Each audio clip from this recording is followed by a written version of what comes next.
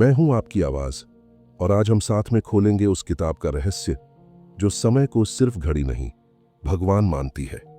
कभी किताबें सिर्फ शब्द नहीं होती, वो आईना होती है जो हमें हमारा असली चेहरा दिखाती है। स्वागत है आपका किताबी राह में, जहां हर पन्ना एक नई दिशा देता है और हर कहानी हमारे अंदर कुछ बदल देती है। समय एक ऐसा शब्द जो हर किसी की जिंदगी में होता है, लेकिन जिसे बहुत कम लोग समझ पाते हैं। दीपक गुप्ता की इस किताब time is the real God में समय को सिर्फ एक घड़ी की सुई नहीं माना गया है, बल्कि उसे ईश्वर की तरह एक सर्वशक्तिशाली शक्ति के रूप में देखा गया है। यह किताब न तो सिर्फ प्रेरणात्मक है और न ही केवल दर्शन की बातें करती है, बल्कि यह आपके सोचने के तरीके को जड़ से हिलाकर रख देती है। कहानी की शुरुआत बहुत साधारण भाव से होती है, हम सबकी जिंदगी के उसी मोड़ से, जहां हम समय को अपनी सुविधा के हिसाब से मोड़ने की कोशिश करते हैं। कभी हम उसे बर्बाद करते हैं, कभी उसका इंतजार करते हैं, कभी उसके पीछे दौड़ते हैं। पर क्या आपने कभी सोचा है कि समय किसी का इंतजार नहीं करता? ये किसी के लिए नहीं रुकता और न ही किसी से शिकायत करता है। ये बस चलता रहता है, शांत पर पूरी ताकत से। दीपक हमें यह समझाते हैं कि समय को अगर आपने समझ लिया तो आपने जीवन का सबसे बड़ा रहस्य समझ लिया। उन्होंने एक बहुत ही गहरा सवाल उठाया, अगर भगवान हर जगह है तो क्या वह समय में भी नहीं है? और अगर समय में है तो फिर समय ही भगवान क्यों नहीं हुआ? यह बात सुनते ही पाठक के मन में एक अजीब सी हलचल शुरू हो जाती है। यह किताब आपको रुककर सोचने पर मजबूर करती है, क्या मैं वाकई समय की कद्र करता हूं? क्या मैं अपने हर पल को जी रहा हूं या सिर्फ जिंदा हूं? किताब के कुछ पन्नों में लेखक ने अपने जीवन के अनुभव साझा किए हैं और बताया है कि कैसे उन्होंने भी समय को हल्के में लिया, कैसे उन्होंने भी सोचा कि कल कर लेंगे, फिर कभी कर लेंगे, लेकिन वह कल कभी नहीं आया। और जब आया तो वह उन्हें बदल चुका था। उनकी सोच, उनका रास्ता, उनका जीवन, सब। वह समय नहीं था, वह एक दर्पण था जिसमें उन्होंने खुद को देखा और पहचाना कि कितनी जिंदगी वह सिर्फ जीते रहे पर महसूस नहीं कर पाए। लेखक इस किताब में एक बात बार बार कहते हैं, समय ही असली भगवान है, क्योंकि यही एकमात्र शक्ति है जो न दिखती है, न टलती है और न ही किसी पर दया करती है। इस वाक्य में वह ताकत है जो पाठक को भीतर तक हिला देती है। यह कोई धर्म की बात नहीं है, यह उस सच्चाई की बात है जिसे हम रोजाना अनुभव करते हैं पर अनदेखा कर देते हैं। समय की असल कीमत वही जानता है जो उसे खो चुका होता है। जैसे एक बीमार इंसान जो सोचता है काश उस वक्त ध्यान दे देता सेहत पर। जैसे एक बूढ़ा जो सोचता है कि काश जवानी के वक्त कुछ और कर लेता। यह काश ही इस किताब का सबसे बड़ा किरदार है। यह काश हर इंसान की कहानी में होता है और लेखक इसी को मिटा देना चाहते हैं। वह कहते हैं कि अगर आज तुमने समय को अपना गुरु बना लिया तो कल का पछतावा तुम्हारा पीछा नहीं करेगा।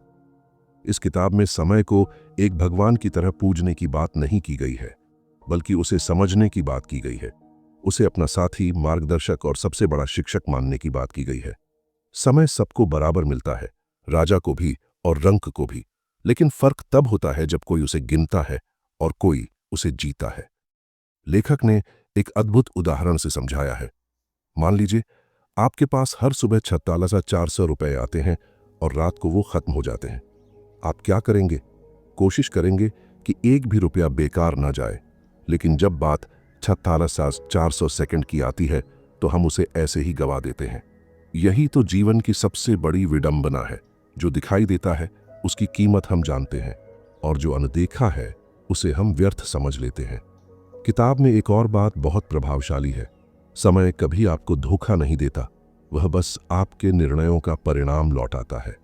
अगर आपने आज का उपयोग सही किया तो कल वह आपको उसका फल देगा, और अगर आपने उसे बर्बाद किया तो वह भी आपको बिना किसी शिकायत के परिणाम देगा, पर वह परिणाम शायद आपको तकलीफ देगा। यह सीख हमें सिखाती है कि समय के साथ मत खेलो, क्योंकि वह खिलाड़ी नहीं है, वह निर्णायक है। लेखक ने इस विचार को और भी गहरा किया है जब वह कहते हैं कि समय के सामने सब झुकते हैं, दौलत, ताकत, ज्ञान, रिश्ते, सफलता, सब। समय इन सब से ऊपर है। यही कारण है कि उन्होंने किताब का नाम रखा time is the real God, क्योंकि यही एक तत्व है जो जीवन को चला रहा है। यह भगवान की तरह न तो चमत्कार करता है, न ही वरदान देता है, लेकिन यह एक ऐसा बल है जो कर्म और परिणाम को जोड़ने वाला सबसे पवित्र पुल है। इस किताब का पहला भाग कहीं से भी एक पाठ या प्रवचन नहीं लगता, यह एक आत्मदर्शन है। यह हर पाठक के दिल के उस कोने तक पहुंचती है जहां वह अपने सबसे निजी पछतावों को छुपाकर बैठा है। यह किताब उन्हें बाहर निकालती है और कहती है, अब भी समय है, अब भी तुम बदल सकते हो, अब भी तुम वह सब कर सकते हो जिसे तुमने टाल रखा था। बस शर्त एक है, अब से समय को भगवान मानना पड़ेगा। अब से उसके हर पल की पूजा करनी पड़ेगी, अपने कर्मों से, अपनी योजनाओं से और अपने जज्बे से। लेखक ये नहीं कहते कि आप मंदिर जाना छोड़ दीजिए या धर्म छोड़ दीजिए। वह तो बस यह कह रहे हैं कि जैसे आप भगवान से डरते हैं, वैसे ही समय से भी डरिए, क्योंकि समय अगर रूठ गया तो भगवान भी आपकी मदद नहीं कर पाएगा। समय एक ऐसा देवता है जो हर दिन आपको दूसरा मौका देता है, लेकिन कब तक देगा यह कोई नहीं जानता। और यही अनिश्चितता इस किताब की आत्मा है। पाठक को यह किताब धीरे धीरे एक ऐसे रास्ते पर ले जाती है जहां वह खुद को देखता है, अपने गुजरे वक्त को, अपने टाले हुए फैसलों को, अपने अधूरे ख्वाबों को। और जैसे जैसे कहानी आगे बढ़ती है, पाठक का दिल इस सच को स्वीकार करना शुरू कर देता है कि वह अब तक समय को समझ नहीं पाया था। वह बस उसे काटता रहा और अब समय उसे काट रहा है।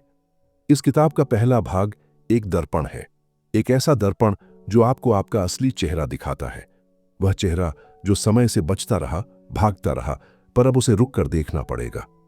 और जब आप उस दर्पण में खुद को देखेंगे तो शायद पहली बार आप समय को प्रणाम करेंगे, एक सच्चे भगवान की तरह। तुम रोज उस घड़ी को देखते हो जो दीवार पर टंगी है, पर क्या कभी तुमने महसूस किया कि वह दीवार नहीं बदलती? बदलते तो सिर्फ तुम हो। तुम्हारे बाल सफेद हो जाते हैं, तुम्हारी हड्डियां कमजोर हो जाती हैं, तुम्हारा दिल पहले जैसा मासूम नहीं रहता, पर घड़ी, वो अब भी वही सेकंड, वही मिनट, वही घंटा दिखा रही है। उसने तुम्हारे बदलने का कोई हिसाब नहीं रखा, क्योंकि वह किसी से नहीं डरती, वह केवल करती है। यही तो समय का सबसे बड़ा सच है। वह तुम्हारी भावनाओं से, तुम्हारे दुखों से, तुम्हारी कामयाबी या नाकामी से जुड़ा हुआ नहीं है। वह निर्लिप्त है, पर इतना शक्तिशाली कि तुम्हारी पूरी जिंदगी उसकी मुट्ठी में बंद है। दीपक गुप्ता इस भाग में हमें और भी गहराई में ले जाते हैं। वह कहते हैं, तुम चाहे किसी धर्म में भरोसा रखते हो, चाहे किसी भगवान को मानते हो, पर अगर तुम समय के खिलाफ जाते हो तो सब व्यर्थ है, क्योंकि भगवान भी तब तक मदद नहीं करता जब तक समय अनुकूल ना हो। और अगर समय साथ है तो अंधेरे में भी उजाला मिल सकता है।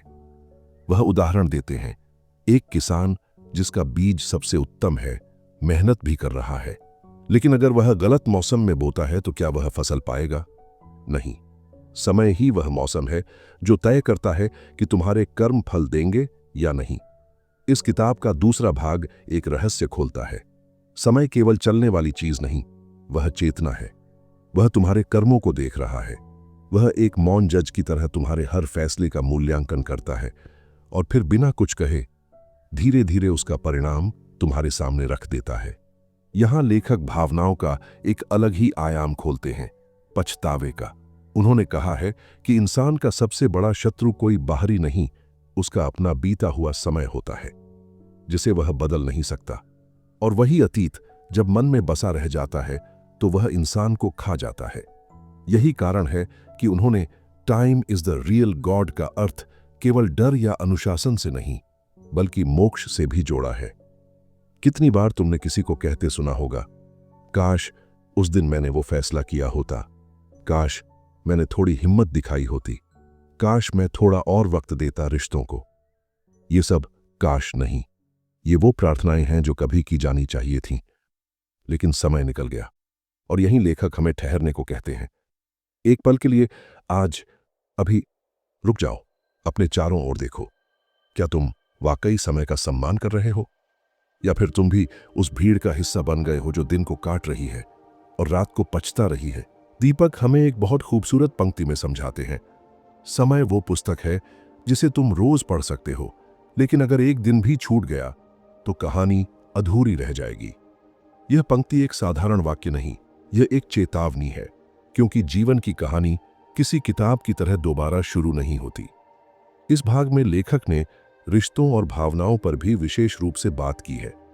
वह कहते हैं कि हम सबसे ज्यादा समय उन लोगों के साथ बिताते हैं जो हमारे ज्यादा करीब नहीं होते, और सबसे कम समय उन लोगों के साथ जो हमारे दिल के सबसे पास होते हैं। क्योंकि हमें लगता है उनके पास तो हम हमेशा के लिए रहेंगे, लेकिन नहीं, समय किसी से वादा नहीं करता। वह न मां से पूछेगा, न बेटे से, न दोस्त से। जब उसकी घड़ी बजेगी वह ले जाएगा। किताब के अंतिम हिस्सों में लेखक पाठक को एक चुनौती देते हैं। वह कहते हैं, अगर तुम इस किताब को अब तक पढ़ रहे हो तो एक वादा करो कि अब से तुम हर दिन को ऐसे जियोगे जैसे तुम्हारे पास कल नहीं है, जैसे आज ही आखिरी अवसर है, आखिरी सांस है और आखिरी उम्मीद है। वह आगे कहते हैं, अपनी घड़ी की ओर देखो, अगर वह चल रही है तो तुम भी चलो। अगर वह नहीं रुकी तो तुम क्यों रुक गए, और अगर रुक गए हो तो याद रखो, समय तुम्हें माफ नहीं करेगा। ये शब्द डराने के लिए नहीं, जगाने के लिए हैं। इस भाग में लेखक ने एक बहुत भावुक बात कही, जो अपने समय के प्रति जागरूक नहीं होता वह अपने जीवन का हत्यारा होता है। यह वाक्य किसी तलवार की तरह सीधे दिल पर लगता है, क्योंकि यही तो सच्चाई है। हम खुद अपने सपनों की हत्या करते हैं, अपने रिश्तों को तोड़ते हैं, अपनी खुशियों को दबा देते हैं और फिर समय को दोष देते हैं। लेकिन समय ने तो सिर्फ वही दिया जो हमने बोया। अब लेखक हमें अंत की ओर ले जाते हैं, जहां वह समय को सिर्फ एक गुरु या भगवान नहीं, बल्कि एक संपूर्ण धर्म घोषित करते हैं। समय वह कर्म है, वह फल है, वह शांति है, वह युद्ध है, वह सब कुछ है जो कभी था, जो है और जो होगा। इसलिए अब वक्त है उसे सिर्फ नापने का नहीं, पूजने का। और यह पूजा माला से नहीं, घड़ी देखकर नहीं, मंदिर जाकर नहीं, यह पूजा होती है अपने हर क्षण को अर्थपूर्ण बनाने से। जब तुम सोने से पहले सोचो कि क्या मैंने आज का सही इस्तेमाल किया, तो वही सच्ची आरती है। जब तुम किसी से प्यार करते हो और उसे समय देते हो, वो समय पूजा है। जब तुम अपनी सेहत के लिए उठते हो, वो समय पूजा है। जब तुम अपने सपनों के लिए मेहनत करते हो, वो समय पूजा है। और जब तुम आज को समझकर कल के पछतावे से बचते हो, तभी तुमने time is the real God का अर्थ समझा है। ये किताब का अंत नहीं, ये तुम्हारे जीवन की शुरुआत है। अब तुम जान चुके हो कि समय रुकता नहीं, और अगर तुम अब भी रुके रहे तो समय तुम्हें पीछे छोड़ देगा। और तब कोई किताब, कोई भगवान, कोई अफसोस तुम्हारी मदद नहीं करेगा। अब फैसला तुम्हारा है।